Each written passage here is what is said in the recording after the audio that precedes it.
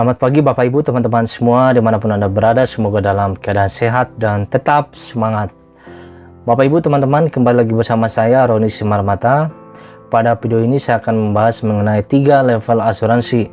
Sebagaimana pada video saya sebelumnya, saya telah menyinggung atau membahas mengenai 3 level asuransi, di mana kita telah mengetahui bahwa level yang pertama itu adalah medical atau asuransi kesehatan. Kemudian level yang kedua adalah critical atau proteksi penghasilan, dan level yang ketiga adalah legacy, asuransi jiwa atau proteksi keluarga. Bapak Ibu teman-teman, mungkin yang antara Bapak Ibu telah menonton video saya yang sebelumnya yang telah membahas tentang asuransi kesehatan.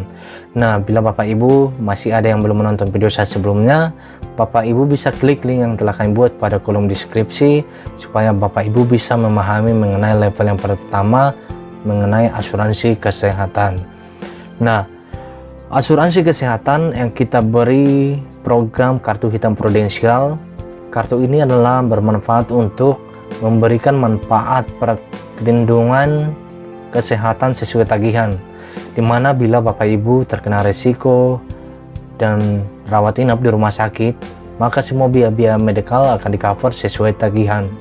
Oleh karena itu Bapak Ibu tidak perlu lagi khawatir atas biaya-biaya yang mungkin terjadi bila rawat inap rumah sakit. Nah, Bapak Ibu teman-teman, jika Bapak Ibu telah memiliki kartu ini, maka saya menyarankan Bapak Ibu untuk bisa naik ke level yang kedua, di mana level yang kedua ini adalah mengenai critical atau proteksi penghasilan. Bapak Ibu, pada level kedua saya membahas mengenai penyakit kritis. Saya percaya bahwa Bapak Ibu teman-teman semua sudah tidak asing lagi mengenai penyakit kritis. Penyakit kritis itu seperti serangan jantung, kanker, tumor, stroke, dan yang lain-lain. Nah, Bapak Ibu teman-teman, saya akan menunjukkan sebuah data pada tahun 2014. Di sini data ini menunjukkan bahwa ada 10 penyebab kematian tertinggi di Indonesia di tahun 2014. Dan data ini diambil dari Badan Penelitian dan Pengembangan Kesehatan oleh Kementerian Kesehatan. Nah, jika kita lihat data, penyakit pertama yang paling penyebab kematian tertinggi adalah yang pertama adalah stroke, yaitu mencapai 21,1%. Kemudian penyakit kedua adalah serangan jantung, yaitu sebesar 12,9%. Dan penyakit ketiga adalah diabetes mellitus, yaitu 6,7%. Dan penyakit keempat adalah tuberkulosis pernapasan, 5,7%. Dan penyakit kelima yang paling berbahaya adalah hipertensi. Nah, kalau misalnya Bapak Ibu teman-teman kita urutkan secara gender, laki-laki dan perempuan, maka urutan pertama penyakit yang paling mematikan itu adalah stroke. Dan kebetulan laki-laki dan perempuan penyakit yang paling berbahaya di urutan pertama itu adalah stroke. Kemudian urutan kedua yang paling berbahaya adalah jantung dan pembuluh darah. Laki-laki dan perempuan juga urutan kedua itu adalah jantung dan pembuluh darah. Kemudian penyakit ketiga yang paling berbahaya untuk laki-laki adalah tuberkulosis pernapasan. Sementara untuk perempuan penyakit yang berbahaya itu adalah diabetes mellitus. Kemudian penyakit keempat yang berbahaya untuk laki-laki adalah infeksi saluran pernapasan. Kalau untuk perempuan adalah hipertensi dengan komplikasinya. Dan penyakit kelima yang paling berbahaya untuk laki-laki adalah diabetes mellitus, sementara untuk perempuan adalah tuberkulosis pernapasan, dan seterusnya. Nah, Bapak Ibu teman-teman semua, ini menunjukkan bahwa penyakit-penyakit ini merupakan penyakit yang sangat mematikan atau sangat berbahaya. Nah, saya juga akan menunjukkan data di BPJS Kesehatan bahwa terdapat 8 penyakit kronis orang Indonesia yang jadi beban BPJS Kesehatan. Nah, di sini saya menunjukkan bahwa biaya tersebut merupakan biaya sakit kritis, itu merupakan biaya yang cukup mahal. Nah, kalau kita lihat dari gambar ini, penyakit pertama yang mengeluarkan biaya yang cukup besar yaitu adalah serangan jantung, di mana menghabiskan biaya sebesar 6,67 triliun. Kemudian penyakit kedua yang butuh biaya besar itu adalah kanker, di mana menghabiskan biaya sebesar 2,11 triliun. Dan penyakit ketiga adalah stroke, menghabiskan biaya sebesar 1,62 triliun. Dan penyakit keempat adalah gagal ginjal, dan seterusnya. Nah, data ini diambil pada tahun 2018 periode Januari sampai Agustus 2018. Nah, ini adalah menunjukkan bahwa penyakit-penyakit ini sangat berbahaya dan biayanya juga cukup mahal. Nah, mungkin di tahun 2020 biaya pengobatan penyakit ini juga akan lebih besar daripada data yang tahun 2018. Nah, Bapak Ibu teman-teman, supaya kita ketahui juga, saya juga akan menunjukkan data urutan penyakit yang paling berbahaya sesuai data Organisasi Kesehatan Dunia atau WHO atau World Health Organization, ya. Nah, menurut data kesehatan dunia, penyakit yang paling berbahaya nomor 1 adalah penyakit arteri koroner. Kemudian penyakit kedua adalah stroke. Penyakit ketiga adalah Alzheimer dan demensia. Demensia ini maksudnya adalah penyakit pikun atau lupa ingatan. Kemudian penyakit keempat adalah kanker pernapasan. Penyakit kelima adalah infeksi saluran pernapasan. Dan penyakit keenam adalah penyakit paru obstruktif. Penyakit ketujuh adalah kanker usus besar. Penyakit kedelapan adalah diabetes mellitus. Penyakit kesembilan adalah penyakit ginjal. Dan penyakit ke-10 adalah kanker payudara. Nah, Bapak Ibu teman-teman semua, berarti ini menunjukkan bahwa urutan-urutan secara dunia juga bahwa serangan jantung merupakan penyakit yang sangat berbahaya.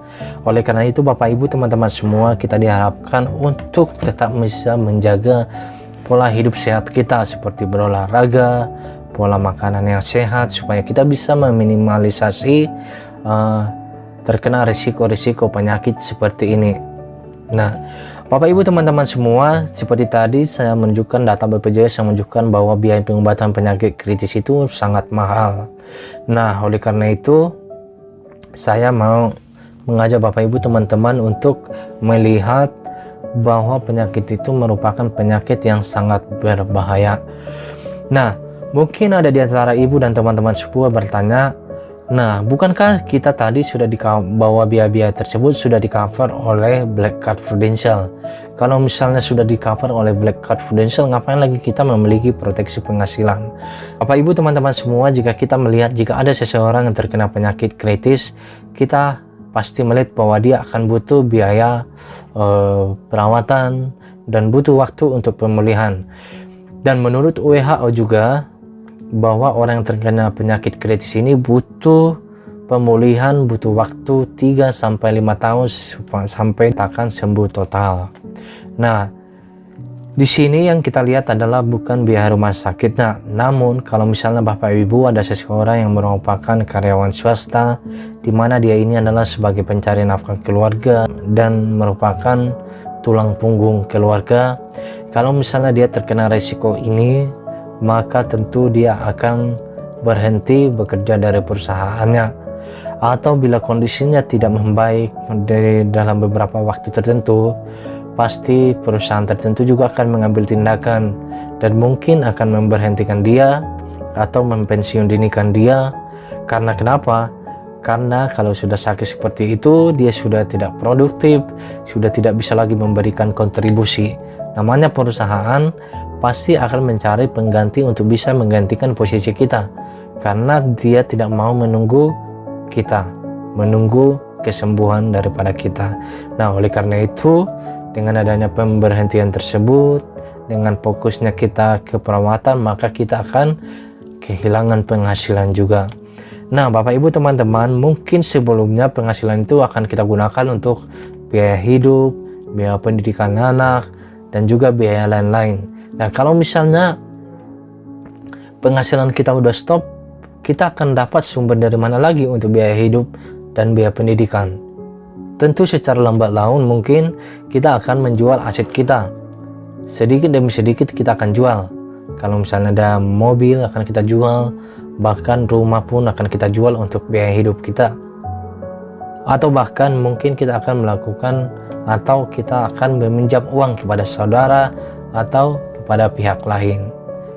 Nah, Bapak Ibu teman-teman, pasti Bapak Ibu juga bisa merasakan bahwa ketika terjadi risiko seperti ini, pasti akan ada sesuatu hal yang terjadi atau dampak yang terjadi ketika pencari nafkah atau tulang punggung keluarga itu terkena risiko, yaitu adalah seperti tadi berpengaruh kepada biaya hidup, kepada pendidikan anak. Kalau misalnya tadi anaknya sekolah di sekolah yang bagus, yang butuh biaya besar, ketika terjadi risiko seperti ini, jadinya pasti anak akan diturunkan atau di downgrade, atau mungkin akan ke sekolah biasa untuk bisa mengimbangi biaya pendidikannya. Nah, oleh karena itu Bapak Ibu teman-teman semua, kami dari Prudential memberikan solusi ketika terjadi hal-hal seperti ini, maka Bapak Ibu tidak perlu khawatir. Di sini kita mengeluarkan program yang kita sebut dengan program proteksi penghasilan. Nah, program proteksi penghasilan ini artinya adalah program menggantikan posisi pencari nafkah atau tulang punggung keluarga ketika terjadi risiko atau terkena penyakit kritis. Artinya seperti apa?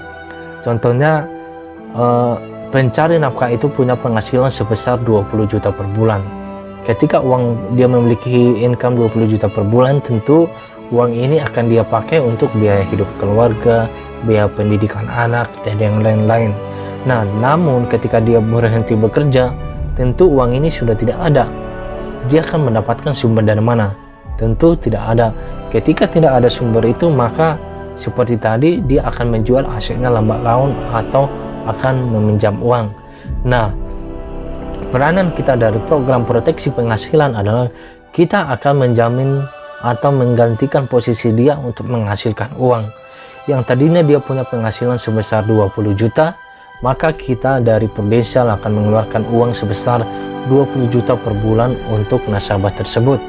Nah, misalnya sebagai seorang nasabah tersebut mungkin dia akan butuh perawatan 3-5 tahun, maka dia akan kehilangan penghasilan sebesar 1,2 miliar, yaitu dari 20 juta dikali 5 tahun. Nah, kita dari Prudential, dari proteksi penghasilan atau pengganti penghasilan akan menggantikan posisi tersebut dengan memberikan uang sebesar 1,2 miliar. Dengan demikian, maka yang tadi biaya hidup yang harus digunakan untuk biaya sehari-hari, biaya pendidikan anak tidak terganggu lagi, karena sudah digantikan posisinya oleh Prudential, sudah digantikan oleh program proteksi penghasilan. Nah, Bapak Ibu teman-teman, tadi kan kita sudah melihat kalau misalnya Black Card itu kan sudah mengcover biaya-biaya medikal. Nah, kalau proteksi penghasilan ini kita pakai untuk mengcover biaya-biaya non-medikal seperti tadi. Nah, karena biaya-biaya non-medikal ini juga memiliki nilai yang cukup besar. Kalau misalnya yang mendampingi harus ke luar kota atau antar pulau, dia akan menggunakan transportasi, mungkin harus naik pesawat dan kemudian harus mengeluarkan biaya akomodasi dan juga yang lain-lain, dan tentu ini adalah biaya-biaya non-medikal. Nah, kalau misalnya tidak ada sumber penghasilan lain, dia akan dapat dari mana? Nah, oleh karena itu disitulah peranan proteksi penghasilan bisa mengcover biaya-biaya itu, karena itu akan ditransfer ke rekening nasabah langsung oleh Prudential. Jadi Bapak Ibu teman-teman semua tidak perlu khawatir jika terjadi resiko-resiko seperti ini. Bapak Ibu teman-teman semua, kita memiliki dua program untuk proteksi penghasilan. Nah, program ini adalah yang pertama unit link dan yang kedua adalah PCB 88, dan dia adalah program syariah. Nah, Bapak Ibu bisa memilih apakah program unit link nanti atau mau memilih program syariah. Nah, secara detail nanti kami akan bisa menjelaskan. Jika Bapak Ibu tertarik, bisa mengirimkan atau menghubungi kami melalui nomor yang telah kami buat pada kolom deskripsi atau tinggal klik tombol kami sediakan. Oke, semoga informasi ini bermanfaat buat Bapak Ibu dan teman-teman semua. Salam sehat dan tetap semangat.